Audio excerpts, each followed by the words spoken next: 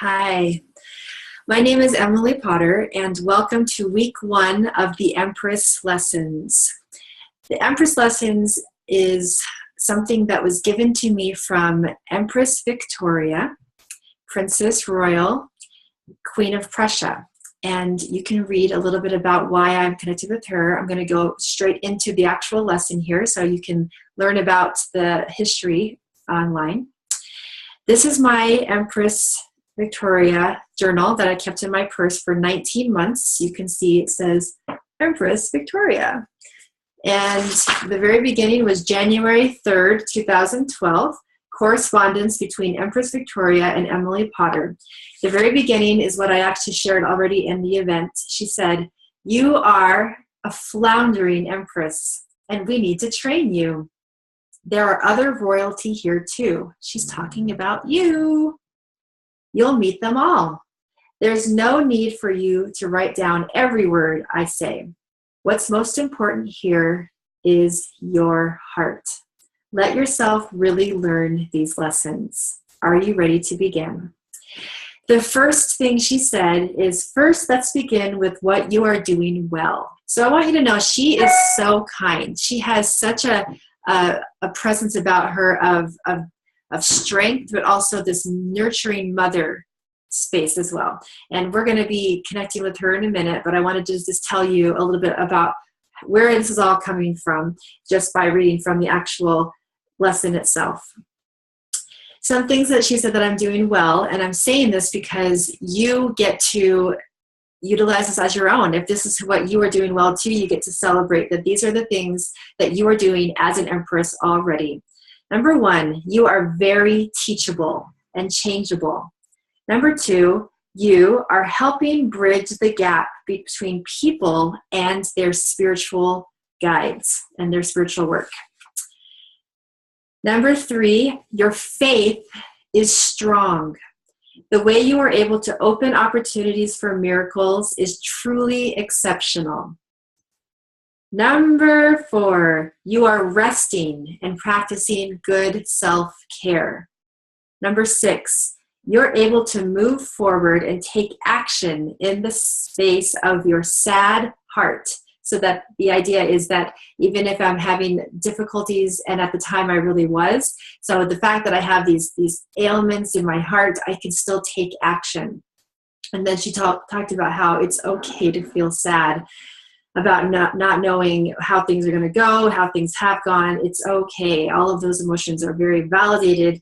And so then she expressed, during our correspondence, you will let me know how you'd prefer to be taught. And this is the list that I wrote down of all of the different ways that she wants to interact. So it's not just lecture, although the first one here is I can lecture and you can write.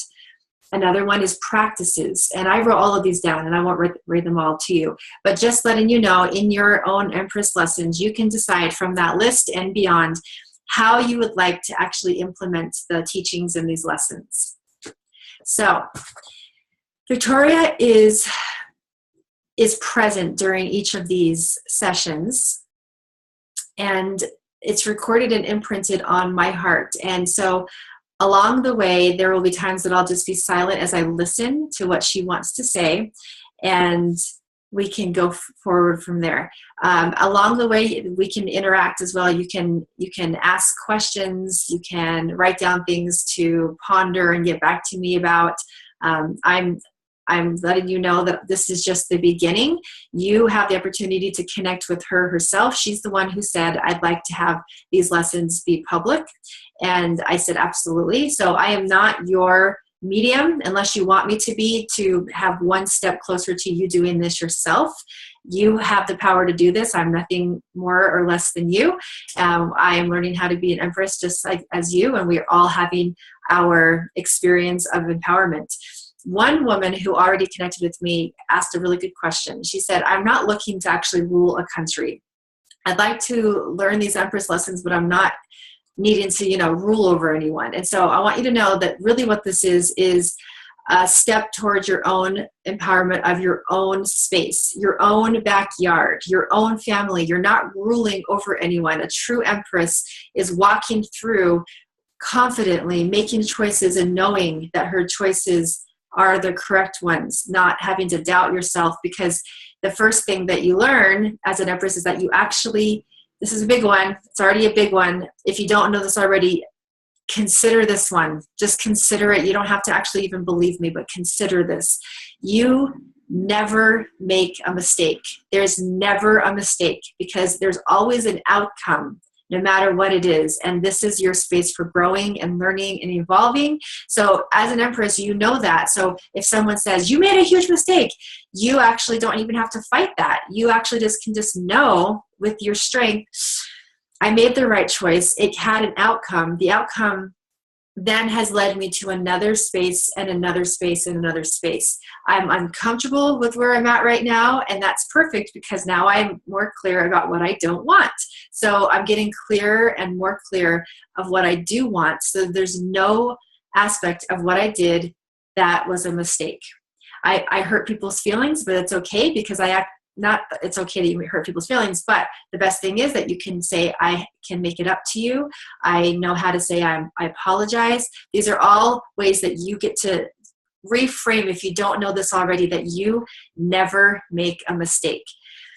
You never have to doubt anything you do. You just keep moving forward. It's one of the most powerful things you can do as an Empress.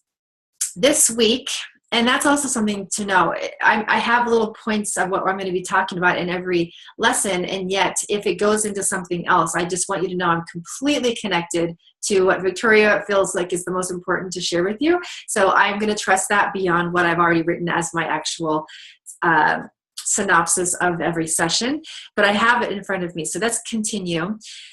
Let's start with the principles of feminine leadership. Okay, so to connect with this, I'm going to have everyone just take a deep breath wherever you are.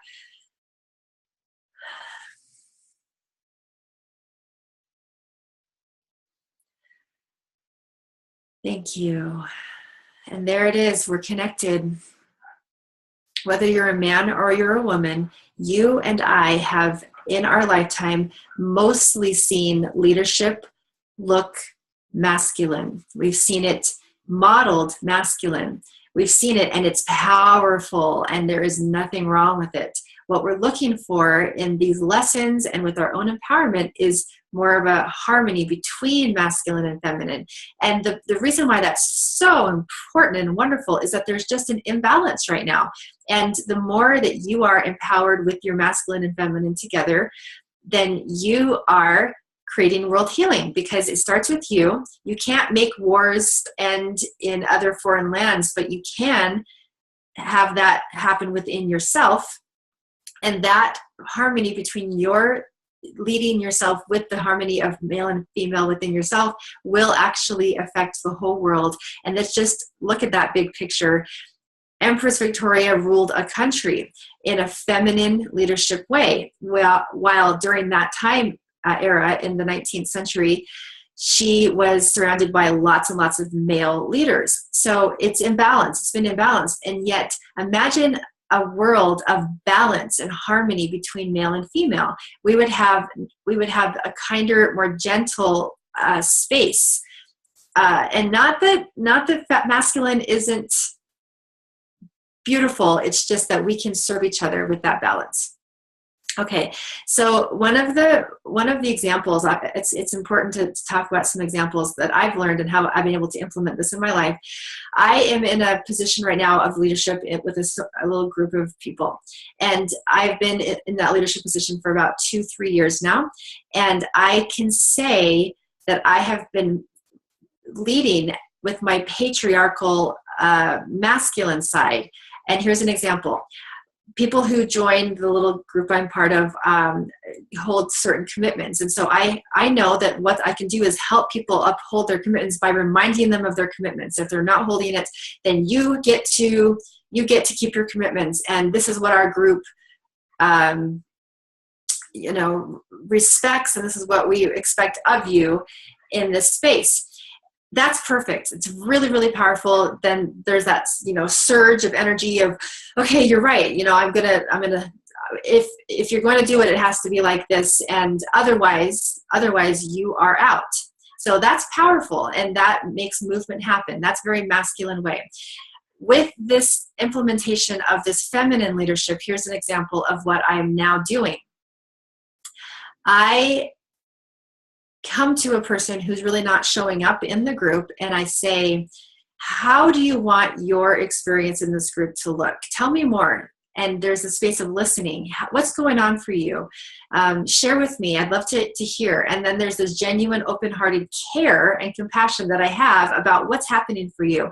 Not in a way that I'm going to enable them or give them places for excuse.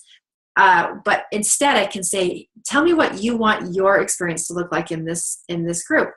And then I'm able to listen to that. And then in this situation, nothing changed with the person's situation or the way that they were showing up. And so I got to take it to the next level. And this is the perfect place and way to implement leadership is, yay, it didn't all just work just one time, implementing a new way of being as a leader. So the second tier down was then I chose instead of going this way, overriding how she was showing up, I went underneath and I said, how can I be of service to you? How can I serve you? As your leader, how can I serve you? So she had this huge project, which is the reason why she wasn't showing up in this group, that's taking up, 12 hours of her day. She's exhausted at the end of the day. And this is, very specific to the way that you want to practice feminine leadership. But I was in an opportunity to actually go and serve her and help her with that project. And that just happened recently. And since then, the care is so profound, and the way that she's showing up is already instrumentally different. And this is the thing, this is also a humongous part of feminine leadership, is that we're not interested in just results of an action that's not based in actual true motivation and heart. We're not interested in just like the physical, what can be seen kind of action. We're interested in actually bringing the heart into the spaces that we are leading. So I'm not interested in saying, okay, she's now showed up in this way, in this way, in this way. I want there to actually be a true relationship of care that's being built, and a true sensation of I'm here and I am committed. So I'm willing, as a woman in a feminine leadership position, to do what it takes and to be in that space of whatever the process gets to look like. I get to flow with it. I get to trust it. And that could take this woman in this group 3 weeks. It could take 3 months. But how I show up with that space, I'm looking for true relationship. So I'm not saying, your deadline is you have to make a choice and an action different in 3 weeks. Now, I can bring in some of that masculine, because that's actually, there's no reason to just go so much into the other space of all feminine that we forget the masculine. So we can have a negotiation and talk, say, hey, can we talk about how the next week looks? Like we can definitely bring in both. And I'm being really general with what I'm saying, masculine, feminine. I hope that makes sense, that it's not really so black and white, but just for word's sake. So she's already started to shift, because she feels my genuine care. And one of the most amazing parts of feminine leadership is the opportunity women have to gather and weave our strength together. If you are a woman out there doing life alone, you are missing an absolute immense power that's available to you, where women gather. And if there's a space in you that says, I don't know women, I don't have women friends, I don't know how to gather, just start today by saying, I would like that.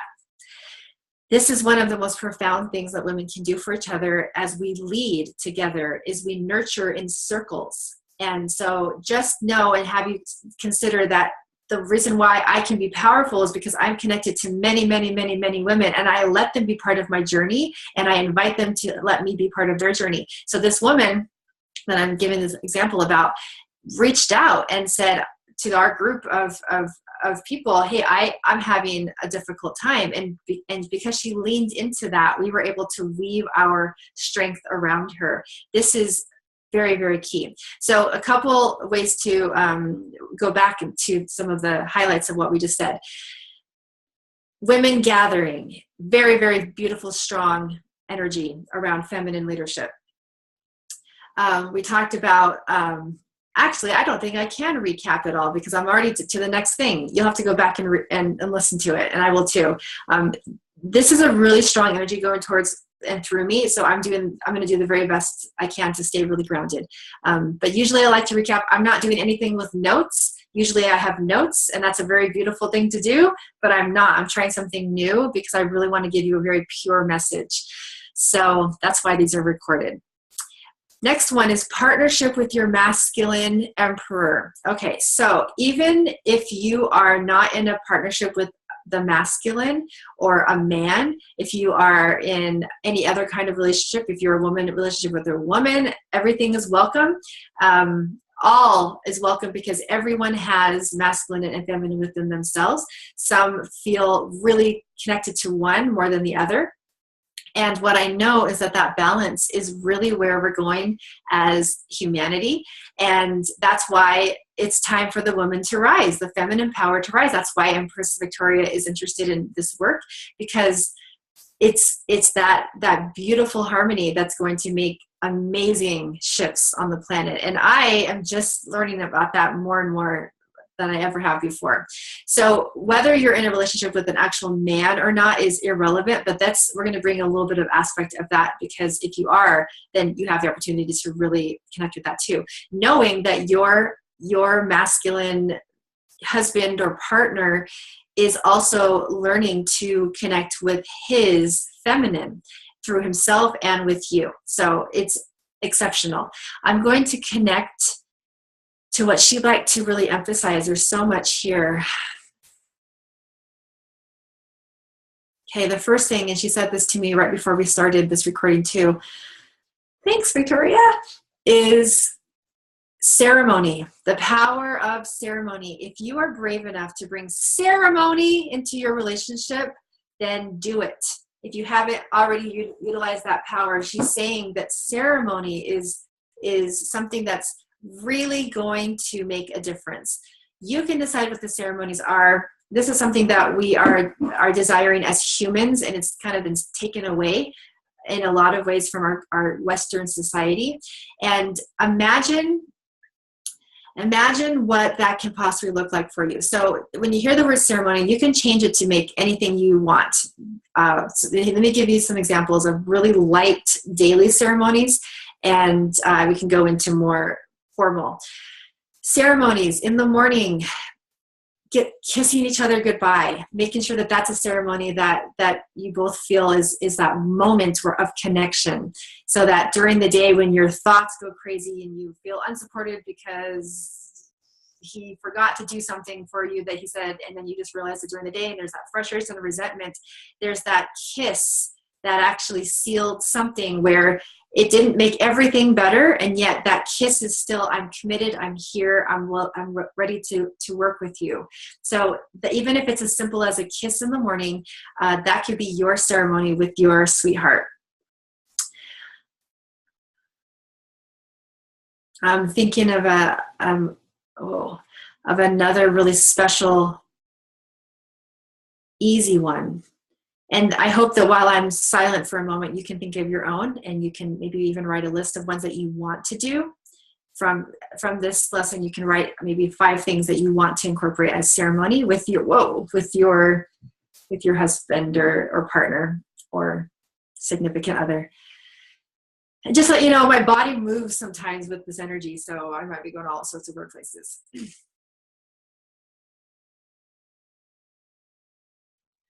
A simple one that just came is having 1 or 2 special traditions of just the 2 of you. So I see a song. I see bringing in a song, sharing that song, allowing that song to be present and not just something that you had when you first got married or first got together, but like letting the lyrics of the song, write them out in your handwriting them, frame them, or sending it to him while he's at work from YouTube. I don't know. You can be really, really creative in all the ways, but it's your song. It's your special space of music and that power. You might even decide to bring in a new song for a new creation. So an example is perhaps the old song, it doesn't feel good anymore because you've been together 10 years and that's a lovely first 10 years of the era of your relationship, but you're two new people, maybe bringing in the ceremony of let's have a new refreshing song that carries us into the next era. So whatever that, wait, I was going to go into some other parts. Those are two simple ones. Some more actual, true, full ceremonies can be something like this. You can go to an energy healer together. A shaman, go to a shaman together and have someone facilitate an energetic marriage of the divine masculine and the divine feminine with the two of you and also within yourselves. Have someone facilitate that. Let that be a gift that you give to your sweetheart. And it's good because it's a second person. It's a third person outside of the two of you. That's funny that I said second because the two of you are one and you have this third person representing the space of witness of what you are doing. That could be a really beautiful gift saying this is where we're going, this is what I want to do. So that's an opportunity. And then another one is just the two of you. Get a babysitter and create a holy space within your home. Make your bed a temple. Your bed is a sacred temple where you get to create beautiful, divine God and goddess lovemaking. Bring in a special candle. Bring in roses, but one of the highest vibration flowers that represents love. It's an incredible flower for the highest vibration to bring into ceremony. Do a full-on cleansing of your home and dedication so that you are bringing in that space of ceremony in your relationship.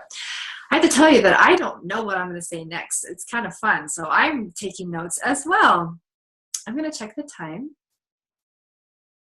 Fantastic. The third one, there's more to say about the divine masculine emperor. Got it. The power of words.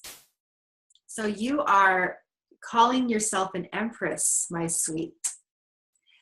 Call him an emperor. I recently, I need to tell that story. Call him an emperor. He is the emperor to your empress. There is power in the words you use. So every time you are able to say, you can say to him, I'm doing these Empress lessons and I'm going to practice something with you. I'm going to practice using the word emperor when I address you. If you decide to do it in public, you can say, this is my husband and the emperor of our home. This is as I am the empress. Like, you can make it fun how much you want to actually share this with your public. But just know that the words that you use as you become an empress, because Empress Victoria was a full-on witnessed empress. She was called Empress Victoria. There's something very powerful about owning that word. And in order to empower the two of you together, you can be using those words. Emperor. He's the emperor of your home, creating that space of living in a castle together. So the really great thing about that is that he gets to rise into that word as well. You might decide, actually I'll go into that in a second, some of the homework that you can decide to do from this lesson. Is there more to say about words? Okay, so a couple others. If the word emperor and empress, you can change those up with emperor and empress. You can also say God and goddess. You can also say king and queen. When your significant other is coming to bed with you, you are sharing the queen's bed. You are sharing the king's bed. This is a royal space. And honestly, if this is new for you, just play with it. This is going to be fun. and just let your sweetheart know that you're trying something new because you are attempting to experiment with being powerful. That's fun. And that you're not wanting to do it without him. You want to do it together. And so you're ready to make mistakes. And I know, you know, even if it doesn't appear to, because we're not in the castle with Empress Victoria and Emperor Frederick, excuse me, we know that they were human, so they were making mistakes left and right. And yet we know what we said at the beginning is that you don't make a mistake. You actually don't make a mistake. So you walk in your world just learning. And it's all about that confidence. So I used the word mistake, and I'm glad I came full circle with that, because you are just experimenting with your power. And so let your sweetheart know that you're doing that and that you'd like to do that with him or her, and play with those words and play with that confidence. I have, since I've been connected with her, I have very effortlessly been able to use the word empress more than ever before, because that word sounds kind of presumptuous. Like, who do you think you are? Emperor, you know, being ruling or conquering other people. And I make sure to say, I'm learning how to be an empress of my life. So I show up in those ways and in my relationships. So it's a full-on different thing. And the truth is, and I'll probably talk about this another time too, what you're doing is actually a true empress, a true goddess, and a true queen is of service. You're not just going to be sitting in your little castle hoping that people, you know, wait on you. That's not the meaning of a true empress. You are of service. So be of service in your relationship with your masculine, with yourself and with others. The last one is the magic of discipline. Just checking the time. Wow.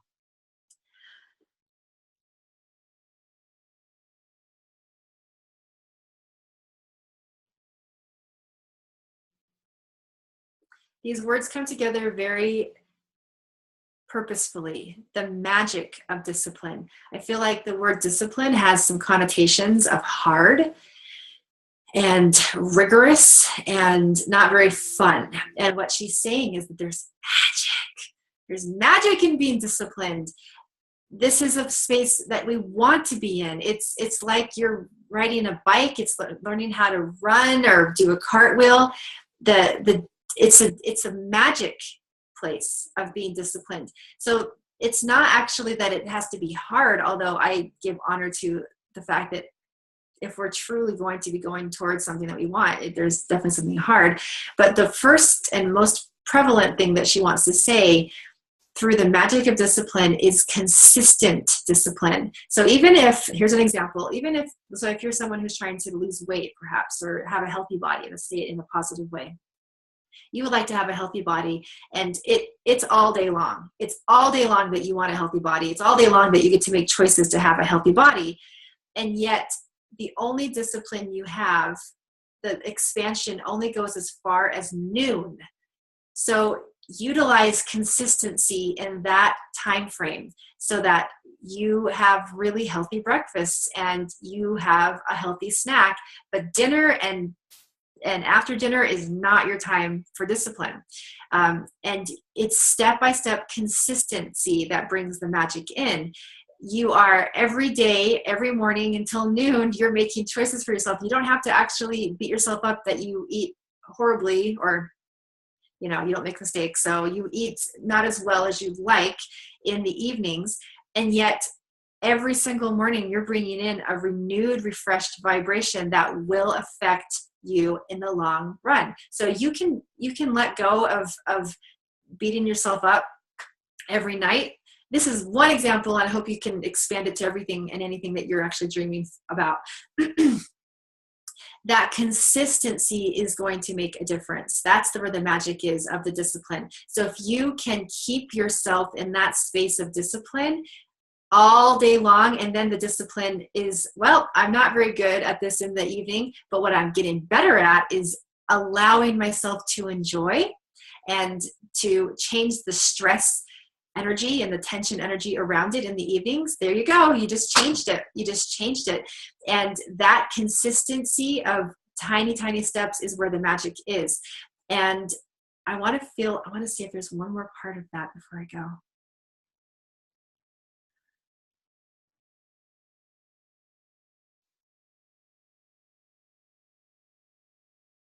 Oh, wow, that's unexpected. Okay, you have to have an open mind about this, okay? Because I don't always know what's going to come through.